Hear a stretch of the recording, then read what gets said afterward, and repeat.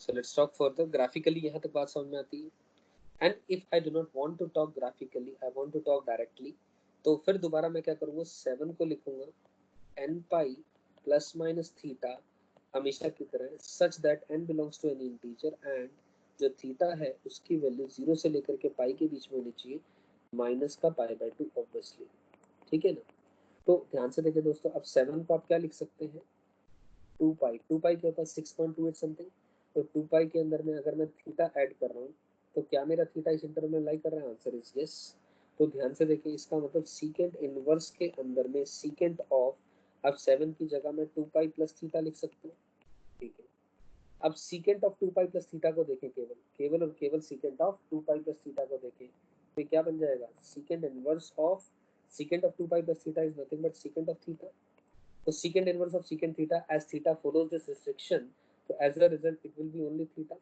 तो as a result जो answer आया वो क्या आ गया, 7 माइनस का 2 pi is the final answer to this question. Clear. तो ये तो बात समझ में आ गई। और एक और बात मैं आप सबसे करना चाह रहा हूँ, तो फिर तो एंगल जो मर्जी बड़ा हो छोटा हो, तो आई एम श्योर आप सभी एंगल्स को इस फॉर्मेट में लिख करके under the condition following these some restrictions, तो आपके पास आंसर आ जाएगा हमेशा। अच्छा, अब मैं आपसे पूछूं, सीकेंड इनवर्स ऑफ माइनस एक्स लिखना है, अगर माइनस एक्स लिखूं अगर मैं अंडर द कंडीशन के एक्स पॉजिटिव है, इफ एक्स इज पॉजिटिव, तो वैल्यू क्या आएगी, ठीक है ना। सीकेंड इनवर्स ऑफ माइनस एक्स में वैल्यू आएगी पाई माइनस का सीकेंड इनवर्स ऑफ एक्स। आप इस बात को निकाल सकते हैं, और ऑब्वियसली ये जब modulus x greater than equal to 1 है तब की ही बातें कर रहा हूं मैं, यानी उसके डोमेन में आ रही है सारी चीजें। ठीक है ना। तो ये जो कुछ रूल है, इस तरीके का रूल अगर मैं आप सबसे कुछ प्रॉपर्टी शेयर करूँ एक, तो मैं ये बताना चाह रहा हूँ यहाँ पर, ध्यान से सुनो मेरी बात। सीकेंड इनवर्स ऑफ माइनस एक्स की वैल्यू पाई माइनस करके बाहर आया, तो आप एक बार एक्स की वैल्यू 1 इनपुट करें, एक बार एक्स की वैल्यू माइनस इनपुट करें, और लेफ्ट हैंड के तरीके से निकालें और राइट हैंड के तरीके से निकालें, तो आई एम श्योर आपको ये मेरी बात अच्छे से समझ में आ जाएगी। तो मैं कुछ एक प्रॉपर्टी अगर आपसे शेयर करूँ यहीं पर ही, जो ऑलरेडी मैं कहीं ना कहीं आपको समझा चुका हूँ, पढ़ा चुका हूँ। प्रॉपर्टी क्या, देखो, sine inverse of minus X, tan inverse of minus X, और cosec inverse of minus X, इन सब का आउटपुट क्या आएगा, इसकी बात कर रहे हैं ऑब्वियसली द डोमेन्स। ठीक। और इसी तरह हम बात कर रहे हैं किसकी,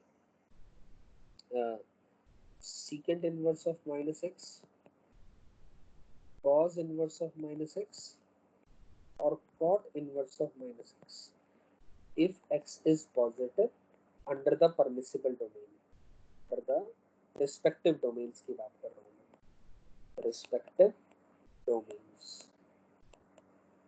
ठीक है ना, अंडर द रिस्पेक्टिव डोमेन। जैसे कि इसकी मैं बात करूंगा पॉजिटिव रीजन में, मतलब एक्स अगर 0 से लेकर के 1 के बीच में लाई कर रहा है, तो मैं इन तीनों के लिए अगर बात करूं आप सबसे, तो इन तीनों के लिए आंसर माइनस बाहर आ जाएगा, यानी ये आंसर आ जाएगा माइनस का साइन इनवर्स ऑफ एक्स, ये आ जाएगा माइनस का टैन इनवर्स ऑफ एक्स, ये आ जाएगा माइनस का कॉसेक इनवर्स ऑफ एक्स।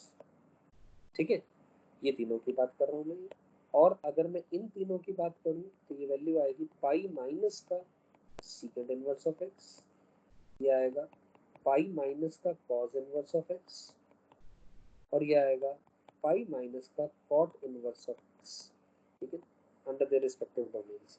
कहने का मतलब इन सब की जो रेंज होती है, ये सब ग्राफ जो है माइनस का पाई बाय 2 से लेकर के पाई बाय 2 के अंदर में ही आते हैं, इसके अंदर में जो रेंज होती है इन सब फंक्शंस की।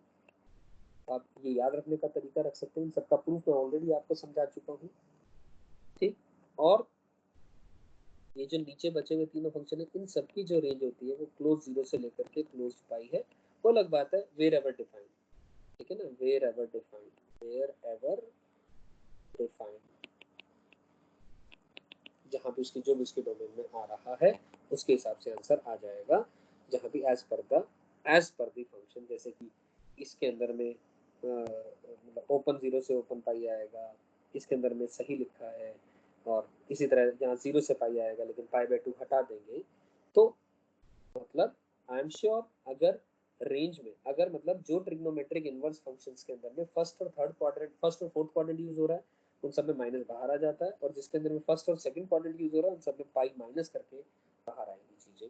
So this is a property which has to be remembered, which has to be remembered. ठीक है ना, this is an important property which, जिसका हमने बहुत अच्छा यूज किया अभी तक के जितने ग्राफ्स थे उन सब के अंदर में. So you can even consider it as a property number 2 also. ठीक है ना, ये एक प्रॉपर्टी है. ठीक है, तो